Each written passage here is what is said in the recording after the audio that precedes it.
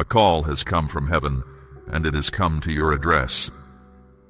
It is not a general word thrown out to the crowd hoping someone will catch it. It is a summons with your name on it, and I am the one speaking. There is something I must tell you before it arrives, because I do not deal with those I love by surprise. I speak first. I have always spoken first. Before the flood, I told Noah. Before the famine, I told Joseph. Before the night of deliverance, I told an entire people exactly what to do at their doors. And now, before this thing enters your home, I am telling you, something is going to change in the place where you live. I do not mean the walls. I do not mean the roof or the rooms or the things you have arranged inside them. I mean the air of the place, the feeling that meets you when you come in and shut the door behind you. The weight that has been sitting in those rooms for longer than you want to admit. That is what I am coming for. You know the weight I am speaking of. You have felt it. There have been evenings when you walked in and the quiet did not comfort you. It pressed on you. There have been mornings when you woke inside your own home and felt like a stranger there. You have moved through those rooms doing ordinary things, and underneath the ordinary there was a low hum of worry that never fully stopped. Nobody else heard it. I heard it. I want to say something about the way I have watched you, and I want to say it plainly, because you have heard flowery things before and they did not reach you. I have not been observing you from a distance like a stranger watching through a window. I have been in the room. When you sat at the edge of your bed with your head in your hands and said nothing at all, that silence was a prayer, and I received it as one. When you got up and kept going because there was no one else to do what needed doing, I did not see a person barely holding on. I saw someone I am proud of. You have been strong in a way that costs something. Nobody handed you that strength.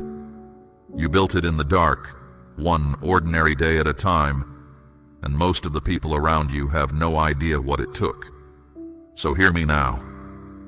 The season you have been living in is not the season you are about to live in. Something is turning. Not somewhere far away, not in a future so distant that you will be too tired to enjoy it. Here, in your house, in the place where the hardest part of your life happened. That is my way. I do not usually repair a life from the outside in. I start at the center, at the place where a person is most themselves, and I work outward from there. That is why the change begins where you sleep and where you eat and where you have done your crying. If I fix everything around you but leave that place untouched, I have given you nothing. Let me tell you what you can expect, so that when it comes, you will recognize it instead of doubting it. It will not begin loudly. There will be no thunder in your hallway. It will begin as a difference you notice and cannot explain. You will walk into a room that has felt heavy for years, and it will not feel heavy. You will sit down in the evening and realize that the thing you usually brace for did not come. You will sleep, and it will be real sleep, the kind that actually returns something to you. You may catch yourself standing still in the middle of a room, quiet, wondering why you feel steady. That is me. I have moved in. Do not talk yourself out of it. This is important, so I will say it directly. The first thing many people do when peace arrives is question whether they are allowed to have it. You have been braced for so long that ease feels suspicious to you. You have learned to wait for the other thing to fall. But nothing is falling. I am not setting you up for a loss. I am settling into your space on purpose, and I intend to stay. There is a reason I am giving you this warning ahead of time. When I begin to move in a place, there is always a stretch of adjustment. Things that were buried come up.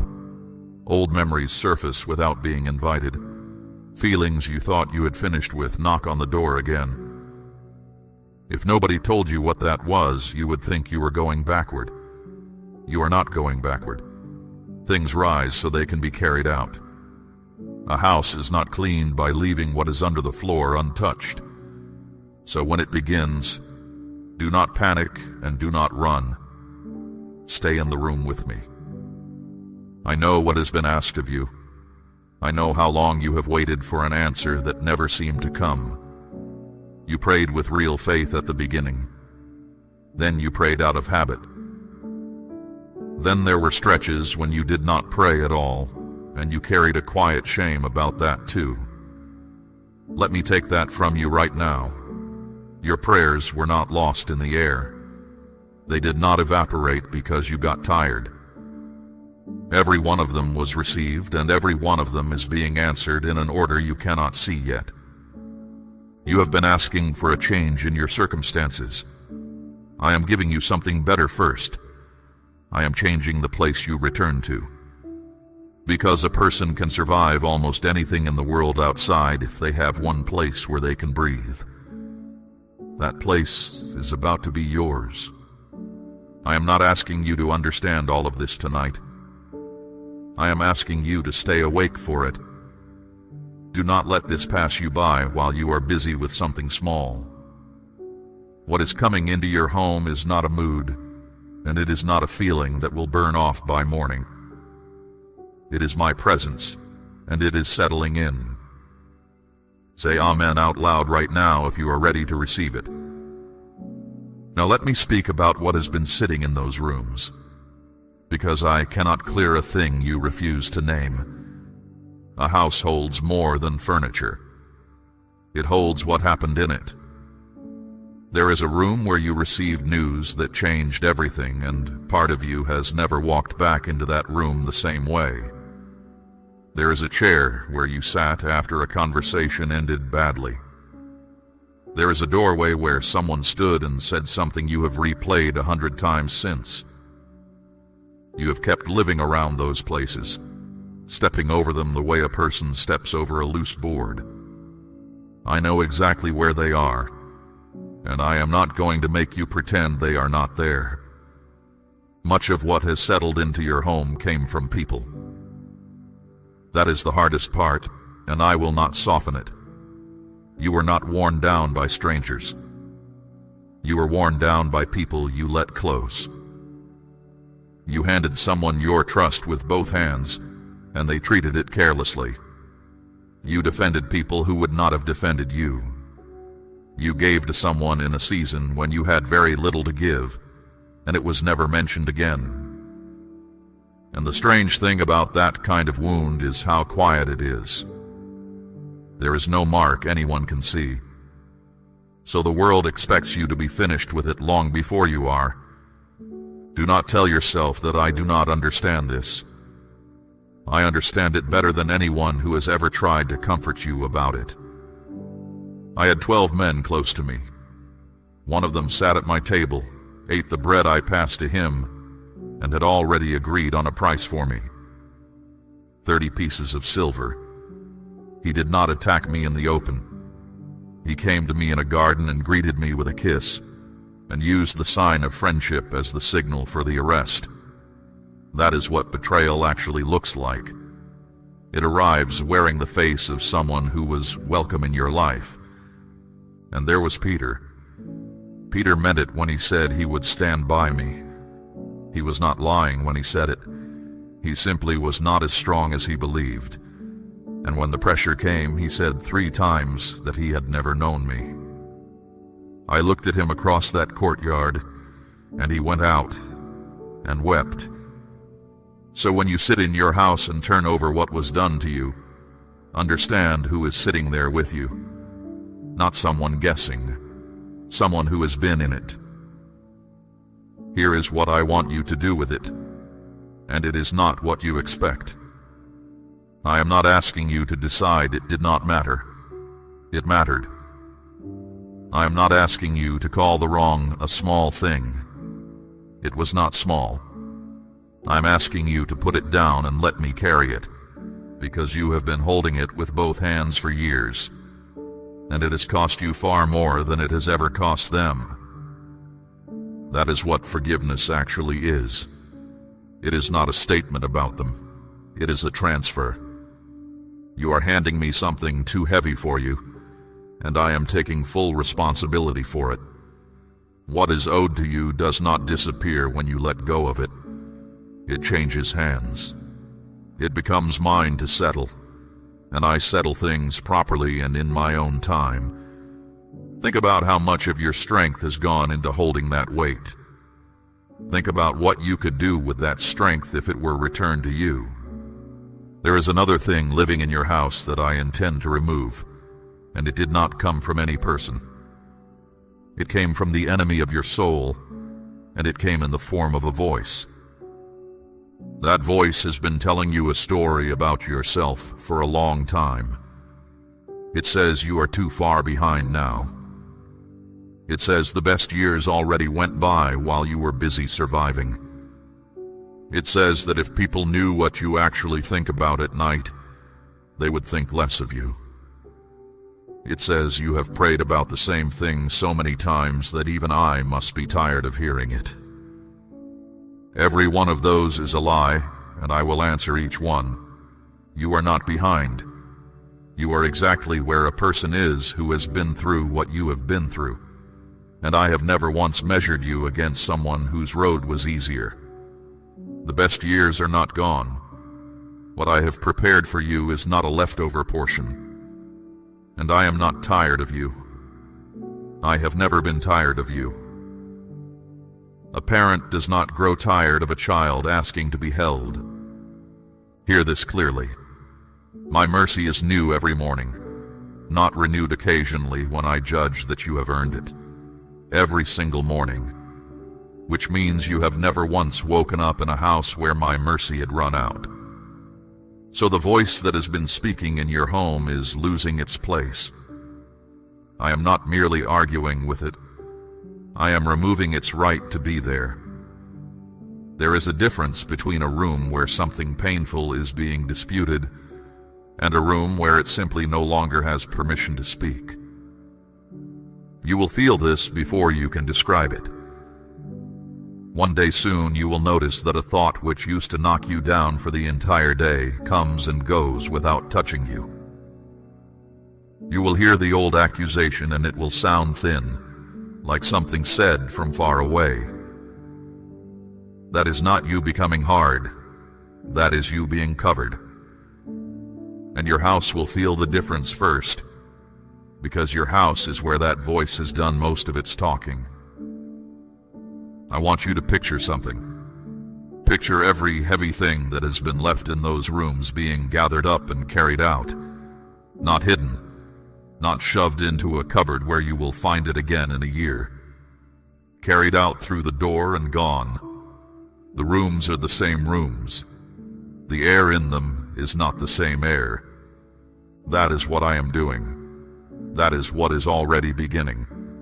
Speak your amen now if you believe I am doing it. Now I want to take you back to a night I have never forgotten, because what happened at those doors is what is happening at yours. There was a nation living in a land that was not their own, and they had been there for 400 years. They were not waiting quietly. They were working under men who did not care whether they lived.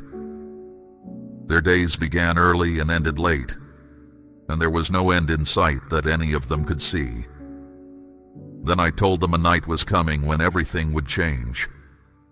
But notice what I asked of them. I did not ask them to fight. I did not ask them to run. I asked them to do something at their doors. Take a lamb, I said. Take the blood and mark the frame of the door, the two sides and the top. Then go inside and stay there. Every household did it or did not. And that mark on the door frame was the difference between a house that grieved that night and a house that did not. They did not fully understand what they were doing. They only knew that I had asked for something specific, at a specific place, in a specific hour, and that acting on my word was the whole of it. Those who marked their doors were not stronger than their neighbors. They were not more deserving. They simply took me at my word while it was still dark, and the promise had not yet been proven. That is what I am asking of you. I am marking your house, and I am asking you to answer. My child, I am asking you to place a portion of what you have, something of real weight, upon the altar of this work, as gold laid on the scales of this calling. Let it be a seed sown into deep water, an offering set on stone, not held back in fear. This is proof that your trust rests in my hand to provide, and that your heart no longer clings to lack. What you release in faith does not leave your life. It moves ahead of you into the harvest I am preparing. There was a woman named Rahab who understood this. Her city was about to fall, and every person in it knew it. She had no standing, no reputation worth protecting, and no one who would have spoken for her. But she was told to tie a scarlet cord in her window, and to gather everyone she loved inside her walls and keep them there. She did it. When the walls of that city came down, one section of walls stood, and it was hers. Not because she was better than the city she lived in, because she believed the word she had been given, and she marked her house. So let me tell you what this covering over your home actually means, because I do not want you imagining something vague. It means that some of what comes toward your life will not reach it. There are things that were forming against you that will lose their shape before they arrive. There are conversations that were going to go badly that will end well instead. There is a situation you have been dreading that will resolve without you having to fight it. You will not always know when this happens, and that is the strange part of being protected. Most of what I turn away from your door you will never learn about, but you will feel the pattern. You will look back over a stretch of months and notice that the usual run of trouble did not come. Things that used to land on you kept missing. You will not be able to point to a single dramatic rescue. You will only be able to say that something changed, and that you have been steadier than the circumstances should have allowed. That is a covering. That is what one looks like from the inside. I also want you to understand that this protection is not only about keeping harm out, it is about keeping something in. What I am building in your home needs a boundary around it, the way a young thing needs a fence until its roots are deep. The peace I am placing in your rooms is real, but it is new, and new things need to be guarded for a while. So there is a part in this that belongs to you, and I will not pretend otherwise. Be careful what you carry into your own doorway. Be careful about the conversations you invite into your evenings, the ones that stir you up and leave nothing good behind. Be careful about the person who only ever comes to you to pour out complaint and never to give anything back. I am not telling you to be unkind to anyone. I am telling you that a place set apart has to actually be set apart, or the word means nothing. You will find that you have become more sensitive to this than you used to be. Sharp words will bother you more. Noise will bother you more. A tone of voice you would have shrugged off a year ago will make you want to leave the room. Do not read that as weakness. That is your sense of what belongs being sharpened. You are learning the difference between what fits the atmosphere I am creating and what fights it. Trust that instinct. It is not moodiness. It is guidance. And there is one more thing I want to settle with you before we go further. There will be people who do not see any of this. They will come into your home and feel nothing unusual and go on as before. Do not let that shake you. Do not spend your strength trying to convince anyone. What I am doing here, I am doing for you, and it does not require a second witness to be real. Your job is not to explain me. Your job is to stay in the house and keep the door marked. I know how long you have stood at that door waiting for something to change. I know how many times you have looked out at the road and seen nothing coming. But I am telling you plainly, as I told them on that night before anything had happened yet, that this is the hour. The word has gone out. The mark is on the frame. Go inside and wait for me there. There is a woman in my word whose name is never given, and I want you to know her story, because her situation was worse than yours, and she is remembered for what happened inside her walls. She was a widow. The man who provided for her was gone. A debt was owed, and the one who was owed it was coming to take the last thing she had. She went to the prophet with nothing to offer and nothing to bargain with, and he asked her a question that must have sounded almost cruel. "What do you have in the house?" "Nothing," she said. "Nothing at all. Only a little oil in a jar." She thought she was describing her emptiness. She was actually describing the starting point. "Go and borrow vessels," he told her, "not a few. Then go in, shut the door behind you, and pour." So she gathered every empty container she could find, brought them into her own house, closed the door, and began to pour from a jar that should have run dry in a moment. It did not run dry. It kept pouring. It filled one vessel, and then the next, and then the next. It only stopped when there was nothing left to fill. Notice where that happened. Not in a public square. Not in front of witnesses who could confirm it. Behind a shut door, in an ordinary house, with no one watching but the ones who lived there. That is how I most often work, and that is how I intend to work with you. You have looked around your life and made the same calculation she made. You have counted what you have and concluded that it is not enough to change anything. I want to correct that calculation. What you have is not the measure of what is coming. It is only the place where I begin. The little that is left in your hand is not the end of the story. It is the seed of it. And notice the other thing. The amount she received was decided by the number of vessels she was willing to go and collect. The oil did not stop because I ran short. It stopped because she ran out of room.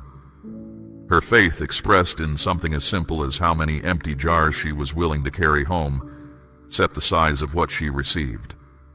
So let me ask you what I asked her. What do you have in the house? Not what do you lack. What is actually there?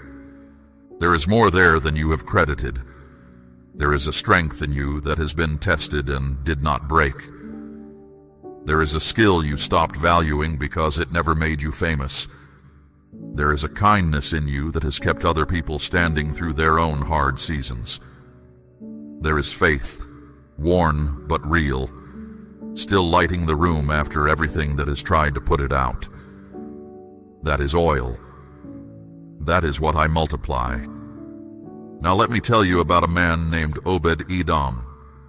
The ark of my presence was being moved, and something went wrong on the road, and everyone was afraid of it.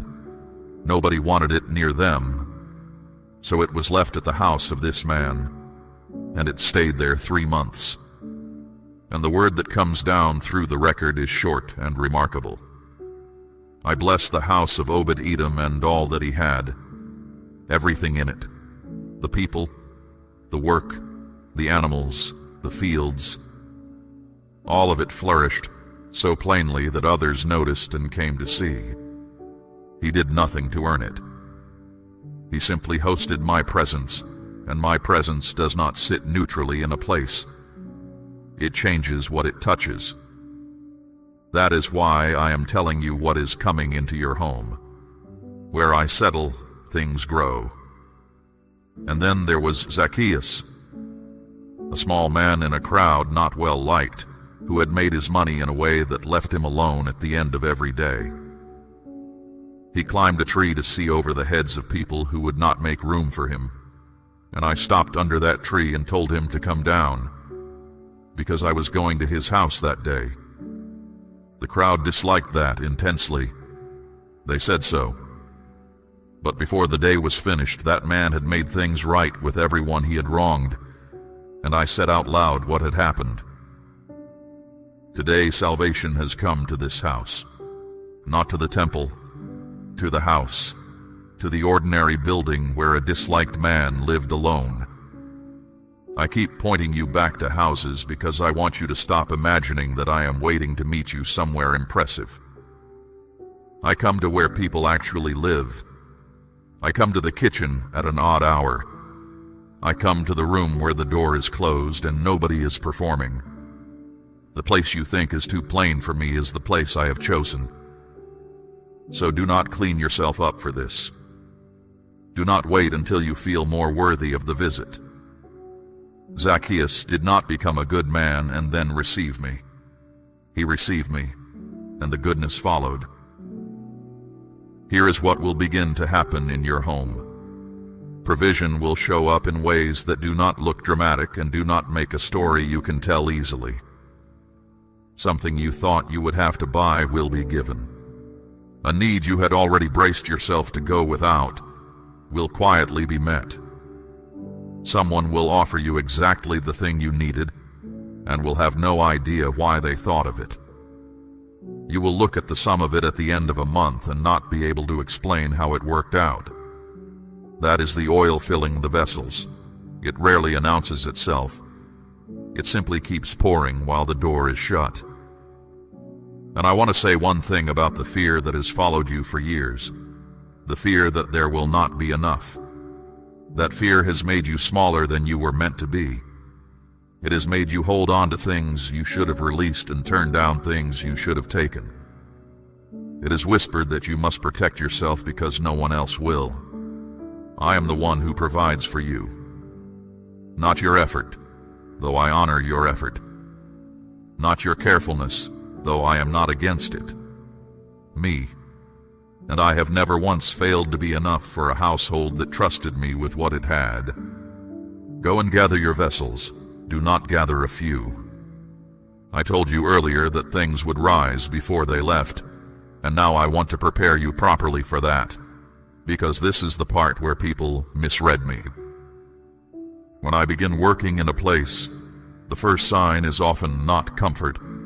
It is honesty. Things that have been packed away start coming to the surface. A memory arrives while you are doing something completely unrelated. A name you have not thought about in years comes into your mind and brings the whole feeling with it. You find yourself unexpectedly moved by something small and you cannot account for it. Do not be alarmed by this and do not assume you are unraveling. Nothing can be healed while it is buried. It has to come up into the light before I can take it out. Think of it the way you would think of clearing a room you have not properly opened in years. The first hour makes the room look worse than when you started. Everything is out in the middle of the floor, and if someone walked in at that moment, they would say you had made a mess of a room that was fine before. But the room was not fine. It was full and closed. And the only way to a clear room is straight through the middle of that hour. You are in that hour. Stay in it. I am not going to leave you standing in the middle of it alone. Some of what comes up will be things done to you. Some of it will be things you did, and that is harder. I know there are moments you would give a great deal to have back. Words that cannot be recalled. A season when you were not who you wanted to be. A person you failed when they needed you. I am not going to walk you through those to shame you. Shame keeps a thing exactly where it is. It never once healed anything. What I am doing is bringing it up so that it can be finished. Actually finished, rather than managed for another 20 years. And when I forgive a thing, it is not filed away where it can be raised again. It is gone. That is why the accusing voice has no ground to stand on. It is arguing about a matter that has already been closed by the only one with authority to close it. Now let me tell you what will start returning to you once the room is clear. Your sleep will come back. I mean this literally, and you will notice it early. You have been lying down with your mind still working, running through the same 3 problems in the same order night after night. That will stop. You will find yourself going under quickly and waking up having actually been somewhere restful. That alone will change how you meet your days. Your thoughts will settle. There has been a scattered quality to your thinking lately, a sense of being pulled several directions at once and finishing nothing well. That is what carrying too much does to a mind. As the weight comes off, you will find that you can hold one thing at a time again and see it through. Your reactions will change, and other people will notice before you do. Something that would have set you off will happen, and you will pause instead of firing back. Not because you are suppressing anything, because it genuinely does not have the same grip on you. You will hear yourself answer calmly in a situation that used to take your whole evening, and afterward you will think about it and know that something in you has moved. You will also feel the urge to put your surroundings in order, to clear a corner, to fix the thing you have walked past 100 times, to make the space around you look the way the space inside you is starting to feel. That urge is not restlessness, and it is not vanity. It is guidance, and I would like you to follow it. Small obedience in small things is how larger things get built. And there will be moments of unexplained gladness. It will come while you are doing something entirely ordinary, and it will not be tied to any good news. Do not question it. Do not talk yourself down from it. Your spirit is responding to my nearness, and it is right to respond. Let me tell you about a man who slept in the open with a stone under his head. Jacob was running. He had made a real mess of his family, some of it deliberately, and he was leaving with nothing settled behind him. He stopped at a place because the sun went down, not because it was special. He lay down in the dirt and slept, and in the night I showed him a stairway between heaven and the ground, with my messengers going up and down on it, and I stood above it and spoke to him. When he woke, he said something I want you to hold on to. Surely the Lord is in this place, and I did not know it. That is the truth about the years you thought you were alone. I was in those rooms, in the hardest stretch, in the season you would not want to live through twice. I was there. You did not sense me, and I understand why that was hard, but my presence was never dependent on your ability to feel it. Jacob took the stone he had used for a pillow and set it up as a marker, and he called that place the house of God. The hard ground where he slept in trouble became the place he named after me. That is what I am doing with your house. The place where the difficulty happened is going to become the place that is known for my presence. I am not moving you away from it and starting over somewhere clean. I am redeeming the actual address, so when the memories rise, understand what is happening. I am not reopening the wound. I am removing what was left in it. There is a difference, and you will know it by what follows. Reopening a wound leaves you worse. What I do leaves you lighter. Give it a little time, let it come up. Let it go out the door. And in the meantime, be patient with yourself. You have been strong for a long stretch without much relief, and the first days of rest can feel strange to a person who has forgotten what they are for. If you trust me with what is rising, say Amen. Now hear what begins to happen outside your door, because a change in the center never stays in the center. The first place you will see it is in people. Some relationships in your life are going to grow noticeably warmer, and you will not be able to say why. An old connection will come back around. Someone will begin treating you with a respect they did not show before. A conversation that has been stuck for years will suddenly move, and afterward, you will both wonder what changed. And some connections will loosen. This is the part I want to prepare you for, because it can be misread as loss. There are people in your life who were suited to who you were during the hard season. They knew how to stand beside a person who was struggling. Some of them, if I am honest with you, were more comfortable when you were struggling. As you steady, those relationships will lose their footing. Contact will thin out. Nothing will be said and no offense will be given. There will simply be less. Do not chase that. Let it settle where it settles. I am not punishing anyone, and I am not asking you to be cold. I am arranging your life so that what is around you matches what I am building in you. That means some things move closer and some things move back, and both of those are mercy, though only one of them feels like it. You will also start to notice opportunity moving toward you rather than away. For a long time you have felt like everything worth having was just out of reach, and that you were always applying, asking, waiting on someone else to decide. That is going to shift. Ideas will come to you clearly. A door will open in a direction you were not even pursuing. Someone with the ability to help you will think of your name in a room you are not in. You will find yourself in the right conversation at the right hour without having arranged a single part of it. That is not luck, and it is not your own cleverness. It is alignment. When a life comes into order, the things meant for it start finding it.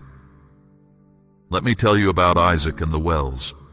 His father Abraham had dug wells across that country. Good wells with real water. After Abraham died, the people of the land filled every one of them with dirt, not because they needed the ground, out of spite. So Isaac came back to that same land in a time of famine, and he did something that must have looked pointless to everyone watching. He dug out his father's wells again, the same wells, the same ground, and he gave them back the names his father had given them. He was fought for the first one. He moved and dug again and was fought for the second one. He moved and dug a third time, and that time nobody came against him, and he named that place Room, because he said, "The Lord has made room for us, and we will be fruitful in the land." I am telling you this because you have watched things get filled in. You have watched work you did get undone. You have had to start over on ground you had already covered, and you have wondered what the point was. Dig again. The water is still there. What was buried was not destroyed, it was only covered, and covered is not the same as gone. And there is a third well coming, the one nobody fights you for, the one where I make room. I want to speak now about everything you have sown that you believe came to nothing. You have given in seasons when giving cost you. You have shown up for people who never showed up for you. You have been faithful in small hidden things that no one ever thanked you for. You have prayed for people who never knew you were praying, and because none of it produced a visible result, you have quietly concluded that it was wasted. It was not wasted. Nothing sown into my hand ever is. Think about Ruth, a widow in a country not her own, gleaning behind the harvesters in a field, picking up what was left after the workers had passed. That is as low as it gets. She was not building anything. She was surviving one day at a time, and she was doing it out of loyalty to someone who had nothing left to give her in return. She did not know the field she happened to be working in belonged to a man who would redeem her whole situation. She did not know that she was standing in the line that my own arrival would come through. She was simply faithful in a field, on an ordinary day, with no idea that everything was already turning. You are in a field like that. You do not see the whole shape of it yet. But the faithfulness you have shown in years nobody applauded is the exact ground I am now moving in. There is one more thing that will begin to grow in you, and I want to name it so you recognize it. A quiet authority, not loudness, not the need to have the last word. A settledness that does not require anyone's approval to hold its position. You will notice that you no longer need to explain yourself to people who have already decided about you. You will notice that you can be in a room where things are tense and not be moved by it. That is what comes of being covered and knowing it. A person who is certain of where they stand does not have to argue about it. And you will find that you carry your house with you. The peace that settles in those rooms will not stay behind when you walk out the door. You will take it into difficult places. People will feel it on you before you have said anything, and some of them will not know what it is they are responding to. Others will ask. And when they ask, you will have something true to tell them, because it will have happened to you and not merely been described to you. That is how this spreads. It begins in one house. It never stays in one house. I want to finish by telling you what I told a crowd sitting on a hillside, because it was about houses too, and it is the last thing you need before this begins. 2 men built. Both of them worked hard. Both of them ended up with something standing that looked, from the road, like a finished house. The difference between them was entirely underneath, in a part nobody could see, and on a clear day there was no way to tell them apart. Then the weather came. The rain fell, the rivers rose, the wind struck both houses. One stood. One came down, and the fall of it was great. I did not tell that to frighten anyone. I told it because I wanted people to understand that the foundation is not decided during the storm. It is decided long before, on ordinary days, when nobody is watching. That is what these past years have been doing in you. Not because your suffering was a lesson I arranged for your improvement. I want to be clear about that, because people have said such things to you and they landed badly.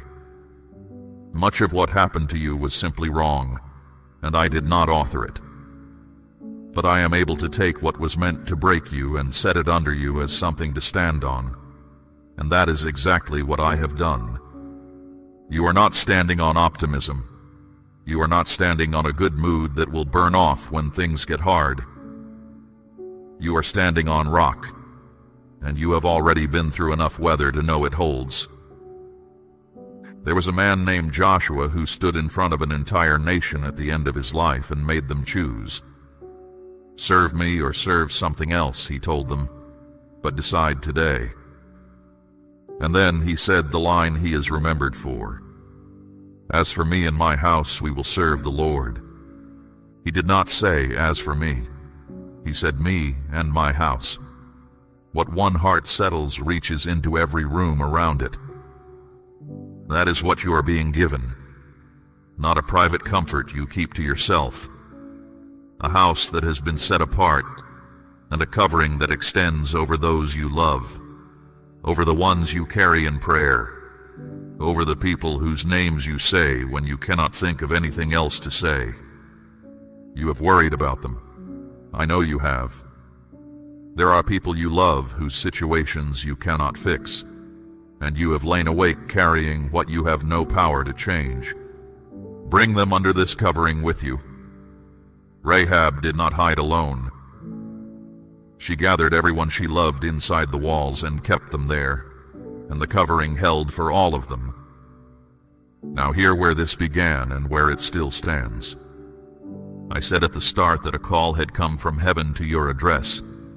Let me tell you how that call actually reaches a person. I stand at the door and I knock. I do not force the door. I have never forced one. I knock and I wait, and if anyone hears my voice and opens it, I come in and I sit down and I eat with them, the way friends do who have known each other a long while. That is the whole of it. That is what all of this has been. Not thunder, not a demand, a knock at your door, and my voice on the other side of it, and the handle on your side. You have heard it. That is why you have stayed with these words instead of turning away, and why something in you has been responding before your mind had time to agree. You know this voice. You have known it for longer than you have been willing to say out loud. So open the door. Do not wait until your life is more presentable. Do not wait until you have got the anger under control, or the doubt resolved, or the same failure finally beaten. I am not asking for a tidy house. I am asking for an open door. The tidying is mine to do, and I do it from the inside once I am in, and I have never once been put off by what I found in the entrance. And when you open it, understand that I am not visiting. Visitors are careful with a house. They stay in one room and they go when it gets late. I am not doing that. I am moving in. I am going into the rooms you keep closed. I am opening the windows in the parts of your life that have not had air in years.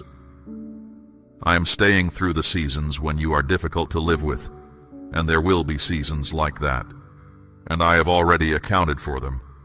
I do not leave. That is the difference between me and much of what you have known. So let me say plainly what is settled, and let it be the thing you hold on to when the days get ordinary again. Your house is covered. The weight that sat in those rooms is being carried out. What was buried is being cleared, and what was taken is being restored. The voice that has accused you in your own home is losing its place. Your rest is coming back.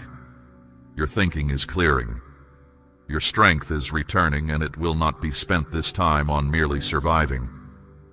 The people I have set for you are coming toward you. The ones who were never meant to stay are being loosened gently, and you will not have to do that painfully or on your own. What you sowed in the years nobody noticed is standing in the field right now, ready to be brought in. And you will not be the same person you were when this started. You already know that. You have felt it beginning even as you listened.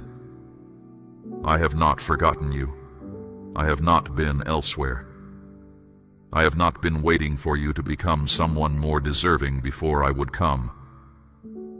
I have been at the door, and I am knocking, and there is nothing in your history that changes the fact that the one on the other side of it is me, and that I want in.